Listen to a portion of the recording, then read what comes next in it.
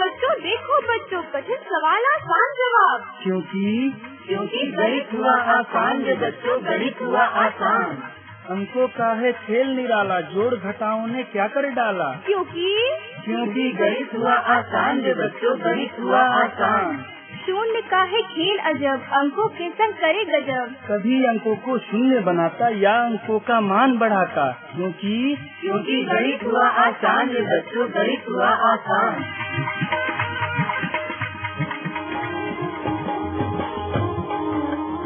अलवर की आवाज 90.8 FM पर मैं हूँ आपके साथ, आपका दोस्त बसंत। गणित हुआ आसान के इस अंक में गणित को आसान करने के लिए आज हम पहुँचे हैं राजकीय उच्च माध्यमिक विद्यालय देसुला, जहाँ पर IIT अलवर के असिस्टेंट प्रोफेसर अर्चना शर्मा हमें बताएंगी मैट्रिसेस यानी कि आव्यूह के बारे में। क्या होती है मैट्रिसेस और किस तरह से उसको कैलकुलेट किया जाता है और किस तरह से हम उसे अपनी डेली रूटीन लाइफ में रिलेट करते हैं, यानी कि हम अपनी दैनिक दिनचर्या में यानी कि दैनिक रूटीन लाइफ में किस तरह से मैट्रिक्स को हम यूज करते हैं, जानेंगे आप ही के अलवर की आवाज 90.8 FM पर। तो चलिए चलते हैं सीधे राजकीय उच्च माध्यमिक विद्यालय देसुला और जानते हैं मैट्रिक्स के बारे में। बता रही हैं IIT अलवर की असिस्टेंट प्रोफेसर अर्चना शर्मा।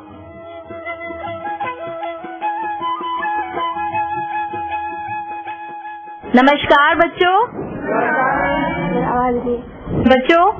मैं अर्चना शर्मा IIT कॉलेज से असिस्टेंट प्रोफेसर ऑफ मैथमेटिक्स, और आज जो हम लोगों का टॉपिक है, गणित के जिस टॉपिक पर हम लोग चर्चा करने जा रहे हैं उसको हिंदी में आव्यूह कहते हैं और इंग्लिश में मैट्रिक्स कहते हैं। और अगर मैं मैट्रिक्स का प्लूरल फॉर्म दूं तो हम मैट्रिक्स को मैट्रिसेस भी कहते हैं। ठीक है बच्चों? Yes ma'am.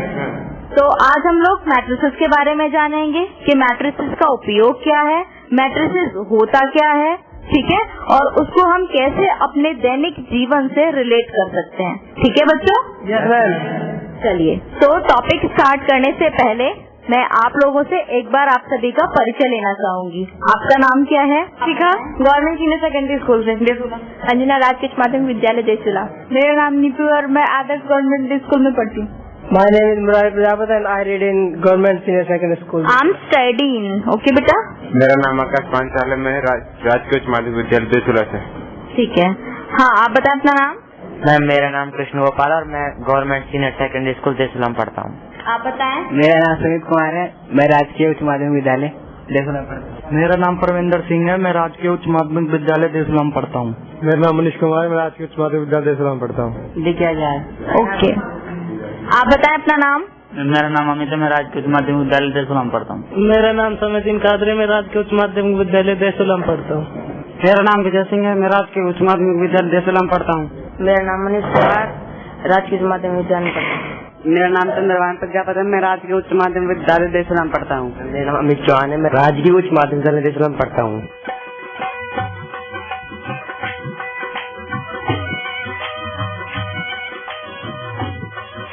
आज हमारे जो चर्चा का विषय है वो क्या है? आव्यूह। क्या पढ़ने जा रहे हैं आज हम लोग? आव्यूह। ठीक है, और इंग्लिश में इसको कहते हैं मैट्रिसेस, मैट्रिक्स, और अगर इसका बहुवचन लेंगे तो क्या बन जाएगा? मैट्रिसेस। तो मैट्रिसेस स्टार्ट करने से पहले मैं आपको थोड़ा सा बताना चाहूंगी कि कैसे आप अपने आसपास के क्रियाकलापों में मैट्रिसेस का उदाहरण देख सकते हैं।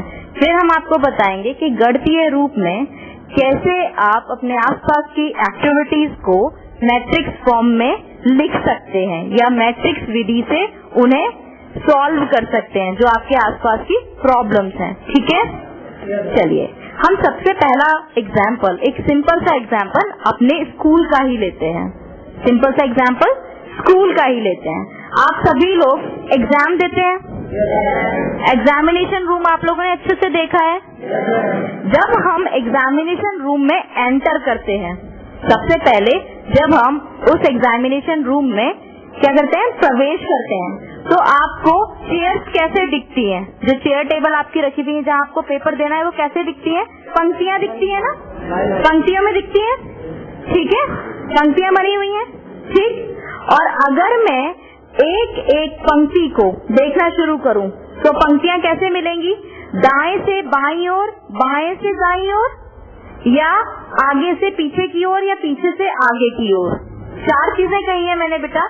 आप बिल्कुल मुझे सिंपल सिर्फ इतना बताइएगा कि जो पंक्तियां होंगी उन पंक्तियों को आप कैसे देख सकते हैं। पंक्तियां होती है ना, पंक्तियां बनाते हैं ना हम लोग, ठीक है।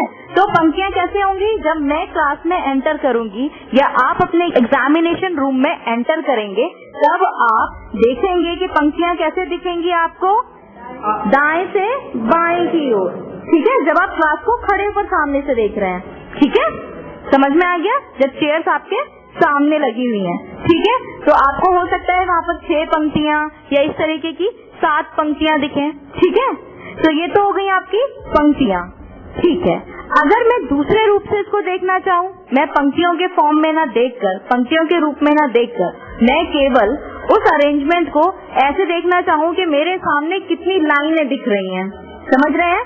मतलब आगे की ओर से लेके लास्ट तक की चेयर्स को, तो वो कैसे होंगी? क्या वो पंक्तियां होंगी? वो स्तंभों की जैसी होंगी?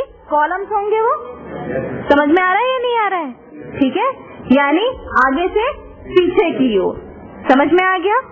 ठीक है। तो जब आप इस तरीके की सूचनाओं को एकत्रित करते हैं या इस तरीके की व्यवस्था को देखते हैं तो इस व्यवस्था को आप मैट्रिक्स फॉर्म में भी लिख सकते हैं। मतलब अगर आपको अपने आसपास की किसी एक्टिविटी को, ऐसी एक्टिविटी जिसमें नंबर ऑफ एलिमेंट्स, नंबर जो बहुत ज्यादा अवयव या प्रविष्टियां अगर उसमें सम्मिलित हैं और हम उनको अगर एक एक फॉर्म में देखना चाहते हैं, कहने का मतलब ये हुआ कि अगर आप ये देखना चाहते हैं कि जो रेखा है, मान लीजिए आपकी क्लास में कोई बच्ची रेखा है, रेखा कौन सी पंक्ति में और कौन से स्तंभ पे, मतलब आप रेखा का स्थान ज्ञात करना चाहते हैं। जो बच्ची आपके स्टूडेंट है, आपकी क्लास की जो क्लासमेट है, अगर आप रेखा को स्थिति ज्ञात करना चाहते हैं कि रेखा किस जगह पर बैठी है, तो क्या आपको ये पता होना जरूरी नहीं है कि वो किस पंक्ति में बैठी है और किस स्तंभ में? मतलब एक बार कैसे देखोगे आप कि कौन सी पंक्ति, मतलब दाएं से बाएं वाली पंक्ति। मान लीजिए मैंने बोल दिया आपको कि दूसरी पंक्ति में बैठी है, ठीक है, तो आप सबसे पहले दूसरी पंक्ति में जाएंगे। अब हो सकता है दूसरी पंक्ति में भी 5 चेयर लगी हो, तो वो कौन सी चेयर पर बैठी है? समझ में आ रहा है या नहीं? मान लीजिए कि वो 4th चेयर पे बैठी हुई है, उस पंक्ति में 4th चेयर पर बैठी हुई है, तो वो 4th चेयर आपको देखना होगा कि कौन से स्तंभ में है। आगे बच्चों समझ में आपको? ठीक है। इस तरीके की आप सब जो क्लास में मान लीजिए अगर 25 बच्चे भी बैठे हुए हैं तो आप उन 25 बच्चों की भी स्थिति इजीली बता सकते हैं। समझ में आ गया बच्चों? ठीक है।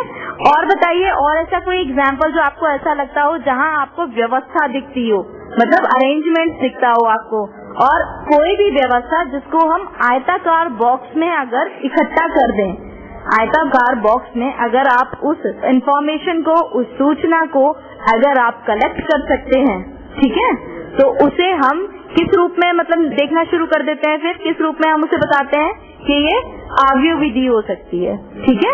आव्यूह विधि का जो एक सिंपल सा यूज जो है, वो सिंपल सा यूज है जब आपके पास बहुत सारे वेरिएबल्स, मतलब मान लीजिए आपके पास राशियां बहुत ज्यादा हैं, कोई प्रॉब्लम आप सॉल्व करने जा रहे हैं जिसमें आपको कई राशियां दी हुई हैं और उन्हीं राशियों का आप दिए गए जो कंडीशंस दी हुई होती है ना, किसी प्रॉब्लम के साथ कंडीशन भी गिवन होती है ना उसके साथ में, ठीक है, तो उन कंडीशंस के आधार पर अगर उन राशियों के सोल्यूशंस आप निकालना चाहते हैं, अगर उनके हल ज्ञात करना चाहते हैं, तो भी मैट्रिक्स आपको मदद करती है। ठीक है। अब सबसे पहले हमें ये सीखना होगा कि जो मैट्रिक्स है उसको हम गणितीय रूप में कैसे दर्शा सकते हैं। ठीक है। सबसे पहले आपको क्या सीखना होगा? आपको ये सीखना होगा कि किस तरीके की सूचनाएं हमारे पास आएंगी और उन सूचनाओं को हम कैसे किसमें चेंज कर देंगे, मैट्रिक्स फॉर्म में। ठीक है। बाद में हम सीखेंगे क्या मैट्रिक्स फॉर्म का कोई सोल्यूशन भी है, ये हम बाद में सीखेंगे। पहले हम केवल मैट्रिक्स की जानकारी लेंगे। ठीक है। और ये जो मैट्रिक्स है ये गणित का बहुत ही इम्पोर्टेंट टॉपिक है।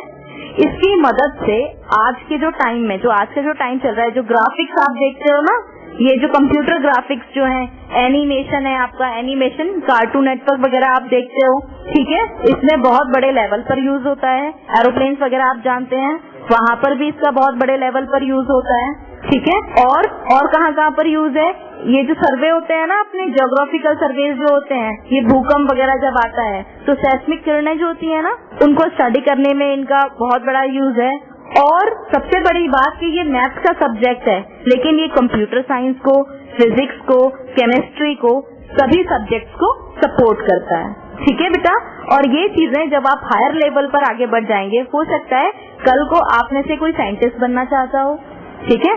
आप ये जो जितना मैटर आप करते हैं ना, ये सब एकदम बेसिक्स है।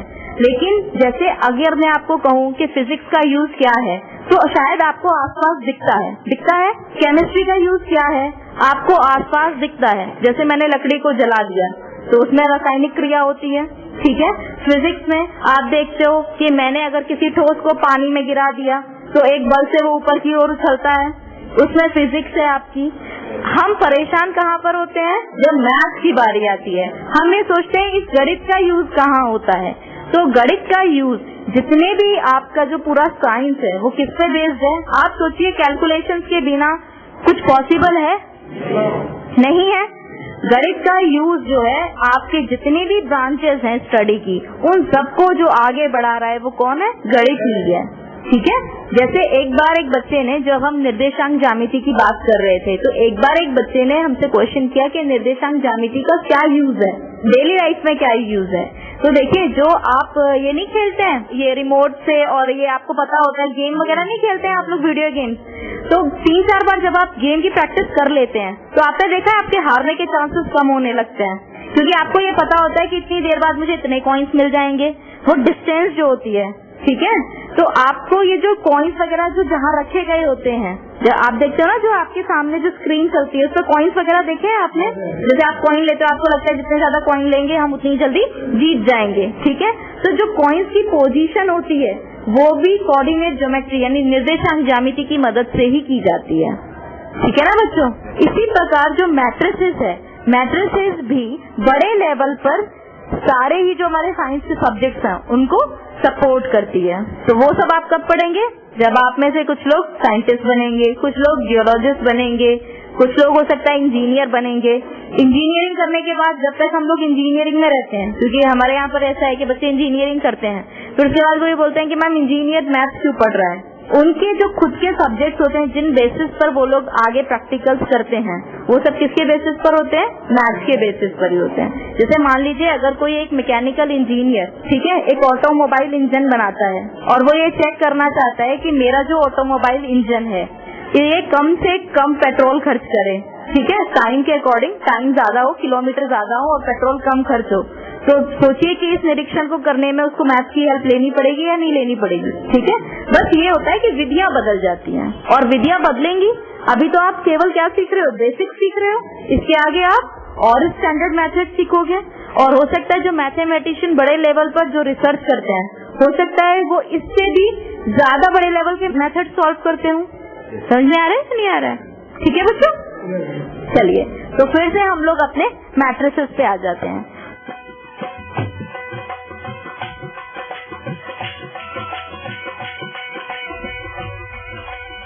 तो एक जो सटीक परिभाषा है मैट्रिसेस की, उसमें ये कहा गया है कि जब आपके पास जो वस्तुएं, ठीक है, जो आपके पास कोई सूचना है, सूचना में वस्तुएं हैं आपके पास, या व्यक्ति है आपके पास, या एलिमेंट्स हैं आपके पास, अगर हम इनको आयताकार क्रम विन्यास में रखते हैं तो उस विधि को या उस रिप्रेजेंटेशन को जो प्रदर्शित हो रहा है हमारे सामने, उसे हम क्या कहते हैं? मैट्रिक्स कहते हैं, ठीक है। यानी यहाँ पर हम क्या करेंगे? अपने एलिमेंट्स को, बड़ा ब्रैकेट आप सभी लोग जानते हैं बड़ा ब्रैकेट कैसे लगाते हैं, ठीक है।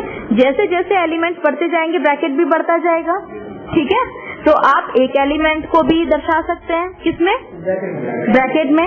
दो एलिमेंट को भी दर्शा सकते हैं। देखना हमें ये होगा कि हर एलिमेंट अपने बारे में कौन सी जानकारी दे रहा है। अब मैं आपको एक छोटा सा एग्जाम्पल बताऊंगी, आप लोग अपनी अपनी कॉपीज खोल लीजिए और वहाँ पर एलिमेंट्स की एंट्रीज करते रहिएगा, जो एग्जाम्पल मैं आपको बताने जा रही हूँ, जिससे हम ये सीखेंगे कि हम किसी भी प्रॉब्लम को यानी किसी भी मैथमेटिकल प्रॉब्लम हो या हमारे आसपास की प्रॉब्लम हो, उसको कैसे मैट्रिक्स फॉर्म में लिख सकते हैं। मैट्रिक्स फॉर्म का मतलब ये होता है कि आप एक ही जगह से सारी इंफॉर्मेशन कलेक्ट कर सकते हो। तो सबसे पहले जरा ध्यान से सुनिएगा और संख्याओं को सही से सुनकर एक पेज पर लिखेंगे। एक 12वीं कक्षा का छात्र मोहन है, उसकी 3 बहनें हैं और वह यह सूचना व्यक्त करना चाहता है कि उसकी पहली बहन मीरा, क्या नाम है पहली बहन का? मीरा के जूते का नंबर 4 है। जूते का नंबर 4 है। एक इन्फॉर्मेशन है मोहन के पास, वो 12th क्लास का बच्चा है और उसके पास ये इन्फॉर्मेशन है जो थोड़ी बिखरी हुई है। अब हम क्या करेंगे, उसे आव्यूह सिखाएंगे और आव्यूह की मदद से, आव्यूह विधि की मदद से इस पूरी इन्फॉर्मेशन को एक ही जगह कलेक्ट कर लेंगे। ठीक है बच्चों, लिख लिया। और मीरा की उम्र 9 साल है, तो मीरा की उम्र क्या है और उसके जूते के नंबर का साइज क्या है? 4। दूसरी बहन राधा है, उसके जो जूते का साइज है वो 5 है और उसकी उम्र 10 साल है। उसकी तीसरी बहन रेखा है, उसके जूते का साइज 5 है यानी 5 और उसकी उम्र 12 है, 12 साल। मैं एक बार फिर से आप लोगों को दोहराना चाहूंगी। सबसे पहले कितनी बहनें हैं? मीरा, राधा, रेखा। मीरा के जूते का साइज क्या है? 4 और उम्र क्या है? 9। ठीक है। और उसकी दूसरी बहन राधा के जूते का साइज क्या है और उम्र? 10 वर्ष। बिल्कुल सही। और तीसरी बहन रेखा, उसकी जूते का साइज बताओ और उम्र बताओ। उसकी साइज 5 है और उम्र 12 साल। 12 साल है। जूते के साइज जो है वो क्या है? 5 है और उम्र 12 साल है। ठीक है बच्चों, यदि मोहन यह सूचना गणितीय रूप से एक साथ दर्शाना चाहता है तो कौन सी ऐसी विधि है जो इस सूचना को एक साथ स्पष्ट रूप से सरलता के साथ प्रदर्शित कर सके? बताएं बच्चों। मैट्रिक्स। क्योंकि अभी जो हमने एक क्लास का उदाहरण लिया था वहाँ पर भी हम क्या बता रहे थे, उनकी स्थितियाँ इजीली बता पा रहे थे, है ना? Yes ma'am. ठीक है बच्चों, तो मैट्रिक्स विधि, मैट्रिक्स मेथड अर्थात आव्यूह विधि द्वारा हम मोहन के पास जो भी सूचनाएं हैं उनको एक साथ गणितीय रूप से एकत्रित करके बता सकते हैं। ठीक है बच्चों? ठीक। तो सबसे पहले आव्यूह विधि में हम सबसे पहले क्या करेंगे, सबसे पहली इंफॉर्मेशन आप देखिए, आपको सबसे पहले क्या पता चला कि मीरा के जूते का जो साइज है वो कितना है? 4 है। ठीक है। तो हम सबसे पहले क्या करेंगे, उस 4 को कैसे व्यक्त कर सकते हैं हम मैट्रिक्स फॉर्म में? मैंने आपको बताया था मैट्रिक्स फॉर्म में लिखने के लिए किसी भी प्रविष्टि या अवयव को, जैसे 4 क्या है? 4 एक अवयव है। ठीक है, हमारी सूचना का एक अवयव या एलिमेंट है। ठीक है, इसको एंट्री भी कहते हैं। ठीक, लिखने के लिए उसे प्रदर्शित करते हैं हम लोग बड़े ब्रैकेट के अंदर लिख देंगे। मतलब एक आयताकार बॉक्स ले लिया हमने, बॉक्स को पूरा क्लोज नहीं किया है, उसको ब्रैकेट की तरह रखा है। ठीक है, तो हम सबसे पहले क्या लिख देंगे यहाँ पर? 4। क्या किया है मैंने यहाँ पर बोर्ड पे, क्या किया है? ब्रैकेट में 4 लिखा है। ठीक है, ब्रैकेट कैसा है बेटा? स्मॉल है, मिडिल है या फिर सबसे लार्ज है? सबसे लार्ज ब्रैकेट है। ठीक है, लार्ज ब्रैकेट आप जानते हैं कैसे लगाया जाता है, सब लोगों को पता है। ठीक है, इसीलिए हम इसको क्या बोल रहे हैं? आयताकार। तो सबसे पहले मुझे यहाँ पर ये बताइए कि जो बड़े कोष्ठक के अंदर जो संख्या लिखी हुई है वो क्या है? मीरा के जूते के साइज। मीरा के जूते का साइज लिखा हुआ है। तो यहाँ से एक इन्फॉर्मेशन कंप्लीट हो गई। अब अगर मैं बात करना चाहूँ कि मीरा की उम्र को भी मैं यहाँ पर डिनोट करना चाहती हूँ, क्या बताना चाहती हूँ इस सूचना में? मीरा की उम्र को भी। तो मीरा की उम्र क्या है? 9 वर्ष है। तो अगर मैं मीरा के जूते का साइज और उसकी उम्र को एक साथ प्रदर्शित करना चाहूँ तो मुझे उसी बड़े ब्रैकेट में एक प्रविष्टि कौन सी देनी होगी जो उसके जूते के साइज को बताती है और दूसरी प्रविष्टि कौन सी देनी होगी जो उसके उम्र को बताती है। इसका मतलब बड़े ब्रैकेट के अंदर पहली जो एंट्री है वो 4 है और 4 क्या है? मीरा के जूते का साइज। और बड़े ब्रैकेट के अंदर जो दूसरी प्रविष्टि है, जो दूसरी एंट्री है, वो क्या है? मीरा की उम्र बता रही है। ठीक है, तो ये नोन हो गया आपके लिए। क्या इसी प्रकार आप मुझे राधा और रेखा दोनों की सूची भी ऐसे बनाकर बता सकते हैं सारणिक रूप में? बताइए। राधा के जूते का साइज 5 होगा, वह उम्र 10 वर्ष होगी। बिल्कुल सही। तो सबसे पहले मुझे प्रविष्टि जो लिखनी होगी, पहली जो प्रविष्टि है, पहला अवयव लिखना होगा, वो मुझे जूते का साइज लिखना चाहिए या उम्र लिखनी चाहिए? बताओ शिखा। जूते का साइज फिर उम्र। बिल्कुल सही। तो सबसे पहले मुझे क्या लिखना होगा? 5, और फिर क्या लिखना होगा? 10। ठीक है, इसी प्रकार अब आप मुझे जो रेखा के लिए जो सूचना हमें पता है वो बताइए, कैसे हम उसको यहाँ पर लिखेंगे, सारणीबद्ध होके कैसे लिखेंगे? बताएं। सबसे पहले बताइए, रेखा के जूते का साइज क्या है? 5। तो पहली प्रविष्टि क्या होगी? 5। फिर रेखा की उम्र क्या है? 12 वर्ष। तो दूसरी प्रविष्टि क्या होगी? 12। ठीक है बच्चों, ठीक। अब आपको अलग अलग ये 3 जगह ये मालूम है, जो पहली प्रविष्टि जो आपने पहले बनाया है, पहले 2 प्रविष्टियां जो एंटर कराई हैं आपने, वो किसकी है? मीरा की, 4 और 9। फिर उसके बाद राधा 5 और 10। फिर उसके बाद रेखा 5 और 12। ठीक है, ठीक। क्या हम इन तीनों के इंफॉर्मेशन को एक साथ भी लिख सकते हैं? बताइए कैसे लिखेंगे? अपने आप से सोचिए आप एक बार कि कैसे लिखेंगे अगर तीनों को एक साथ लिखना हो तो। हाँ बेटा बताओ। मैम, बड़े ब्रैकेट में एक साइड में एक पीरियड बना के उसमें जूते का साइज और दूसरे पीरियड में उम्र का साइज। बिल्कुल सही। मतलब आप उम्र क्या लिख दें। कर सकते हैं कि हम क्या कर लें कि एक जगह पूरी पंक्तियां किसकी बना लें? जूते के साइज की, और दूसरी जगह किसकी बना लें? उम्र की। उम्र की। बिल्कुल सही। अब देखिए, मैंने तो आपको नहीं बताया, लेकिन आपको इससे अंदाजा लग रहा है, आप खुद बता पा रहे हैं मुझे कि अगर हमें इन तीनों को एक साथ ही एकत्रित करके लिखना हो तो हम किस प्रकार से इनको दर्शा सकते हैं। ठीक है, तो लिखना शुरू करें। सबसे पहले हम क्या करेंगे? ब्रैकेट, हमारा ब्रैकेट लेंगे, आयताकार ब्रैकेट ले लिया हमने। फिर उसके बाद सबसे पहले क्या करेंगे? सबसे पहले आप यहाँ पर पंक्तियां बनाओगे। ठीक है, पहली पंक्ति किसको दोगे? मीरा को। दूसरी पंक्ति किसकी होगी? राधा की। और तीसरी पंक्ति किसकी होगी? रेखा की। बिल्कुल सही। अब आपको पता है मीरा के बारे में आपको क्या क्या मालूम है? उसके जूते का साइज और उसकी उम्र पता है आपको। ठीक है, तो मीरा के सामने क्या लिखेंगे? मीरा के जूते का साइज यानी 4 और उसकी उम्र यानी 9। बिल्कुल सही। अब राधा के लिए बताओ।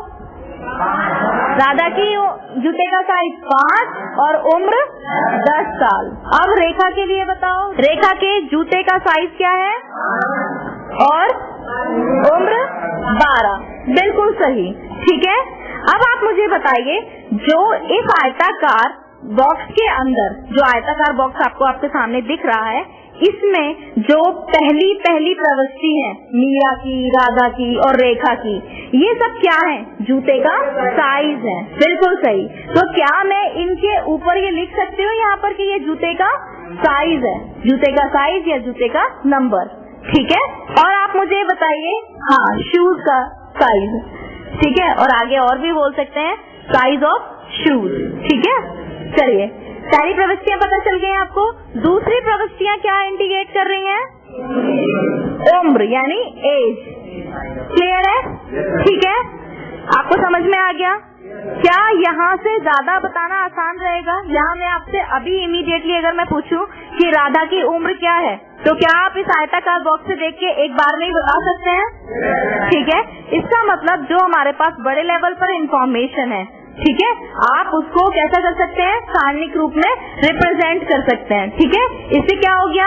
इसका मतलब क्या हुआ कि जो मैट्रिक्स है वो क्या है? केवल नंबर्स का अरेंजमेंट है।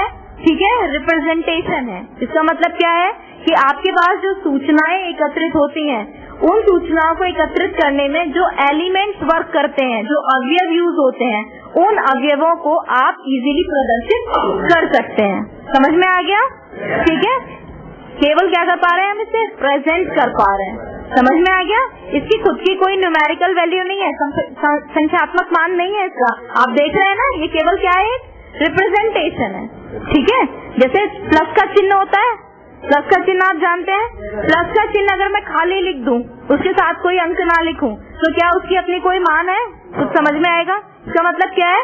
जस्ट चाहे वो एक ऑपरेशन है, लेकिन जब तक उसके पास ऑपरेशन के साथ में क्या नहीं मिलेगा, नंबर नहीं मिलेंगे उसको, तब तक उसका कोई यूज नहीं होगा, ठीक है। वैसे ही ये है, ये क्या है? सिंपल एक रिप्रेजेंटेशन है। क्लियर है?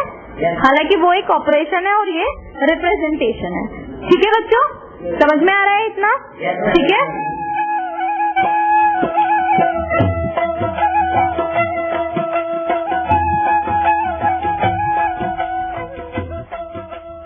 अब ये मुझे बताइए, क्या आपको इस आयताकार बॉक्स में पंक्तियां और स्तंभ दिख रहे हैं? अगर पंक्तियों की मैं बात करूं तो कितनी पंक्तियां दिख रही हैं? पंक्तियां 3। कितनी पंक्तियां हैं? 3 पंक्तियां। किसकी पंक्तियां बनाई? मीरा, राधा, रेखा की। रेखा की। क्या लिखा गया है पंक्तियों में मीरा, राधा, रेखा के लिए? पंक्तियों में उनके जूते के नंबर और उम्र लिखी गई। बिल्कुल सही। अब मुझे ये बताइए, क्या आपको कॉलम्स दिख रहे हैं इसमें? मतलब देखिए, पंक्तियों को तो हम इंग्लिश में रो कहते हैं, और रो हमेशा कैसी होती है?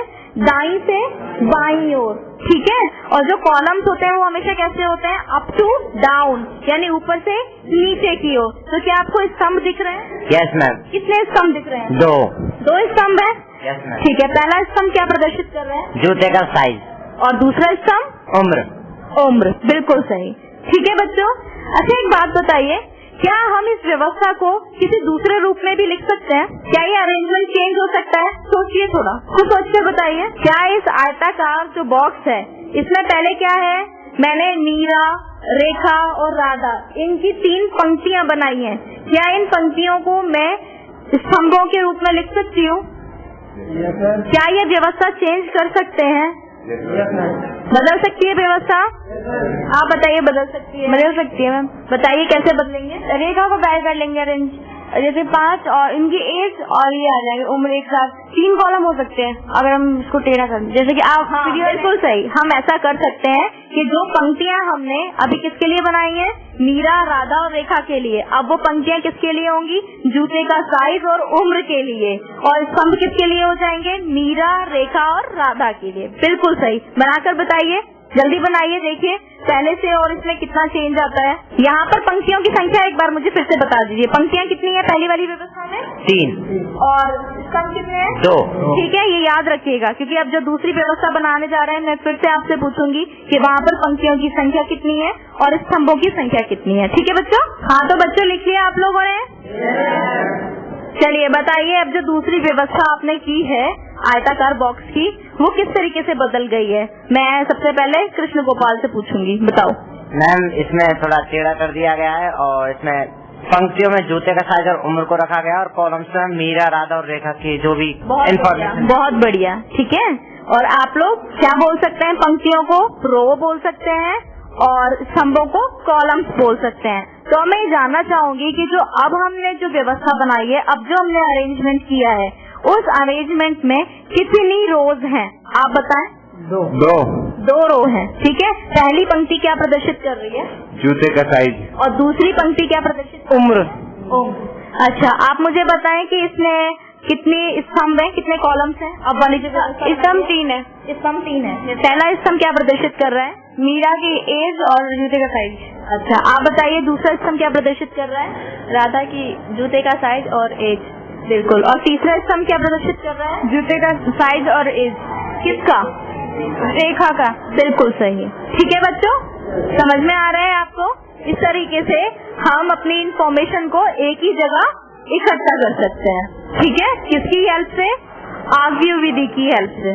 ठीक है बच्चों, आप कोई और एग्जाम्पल बता सकते हैं? आज की जो हमने यहाँ पर टॉपिक पे जिसपे चर्चा की है, आज आप लोग इसके बारे में सोचिएगा और सोचकर आगे और अपने दैनिक जीवन में जितने भी क्रियाकलाप होते हैं, उसमें कुछ ऐसे क्रियाकलाप जरूर होते हैं जो हमारे मैट्रिक्स मतलब फॉर्म जो आपको दिख रहा है ना, आयताकार जो रिप्रेजेंटेशन दिख रहा है, जो रेक्टेंगुलर रिप्रेजेंटेशन दिख रहा है, इस तरीके के अरेंजमेंट आपको आसपास भी दिख सकते हैं। सबके घर में खेत होते हैं ना, खेत है ना आसपास? Yes ma'am. तो आपने बाग देखे हैं, ठीक है।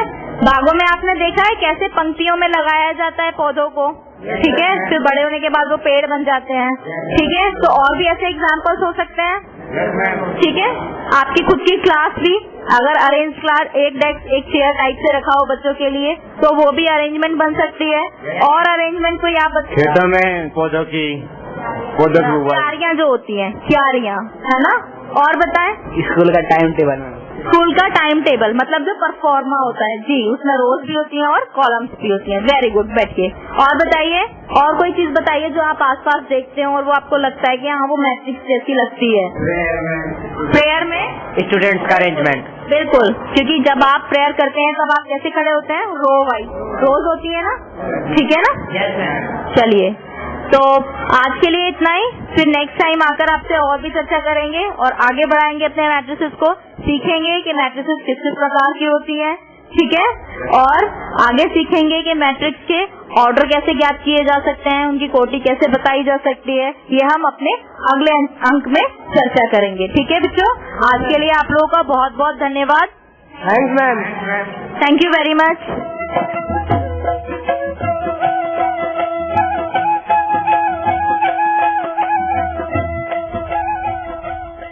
तो दोस्तों, हमें उम्मीद है कि मैट्रिक्स के बारे में आपको बहुत कुछ जानकारी मिल गई होगी और आपको ये भी पता लग गया होगा कि मैट्रिक्स यानी कि अवयव को किस तरह से हम अपनी डेली रूटीन लाइफ में रिलेट करते हैं। इस विषय के बारे में आपको बता रही थी IIT अलवर की असिस्टेंट प्रोफेसर अर्चना शर्मा और हमारे साथ थे राजकीय उच्च माध्यमिक विद्यालय देसुला के कुछ छात्र। ये प्रोग्राम भारत सरकार के विज्ञान एवं प्रौद्योगिकी विभाग द्वारा प्रेरित एवं समर्थित किया गया।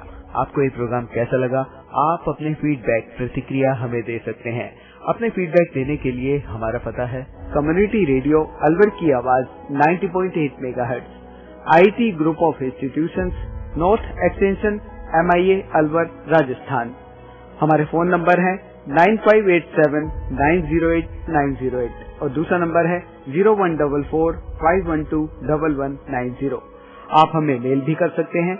हमारी ईमेल आईडी है radioalvar@gmail.com और साथ ही इस प्रोग्राम को आप ऑनलाइन यानी कि इंटरनेट पर भी सुन सकते हैं। इंटरनेट पर सुनने के लिए आपको लॉगिन करना है www.i-radiolive.com पर और साथ ही मैथमेटिक्स यानी गणित हुआ आसान के एपिसोड आप ऑनलाइन यानी कि इंटरनेट के माध्यम से एक दुनिया अनेक आवाज के वेबसाइट पर भी सुन सकते हैं। वेबसाइट है www.edaa.in। लॉगिन कीजिए और कहीं भी बैठकर ऑनलाइन आप इन मैथमेटिक्स के प्रोग्राम को सुन सकते हैं। इसी के साथ अपने दोस्त बसंत को दीजिए इजाजत। नमस्कार। आओ बच्चों, देखो बच्चों, कठिन सवाल आसान जवाब। क्योंकि गणित हुआ आसान रे बच्चों, गणित हुआ आसान। हमको काहे खेल निराला, जोड़ घटाओं ने क्या कर डाला। क्योंकि गणित हुआ आसान रे बच्चों, गणित हुआ आसान। शून्य का है खेल अजब, अंकों के संग करे गजब। सभी अंकों को शून्य बनाता या अंकों का मान बढ़ाता। क्योंकि गणित हुआ आसान रे बच्चों, गणित हुआ आसान।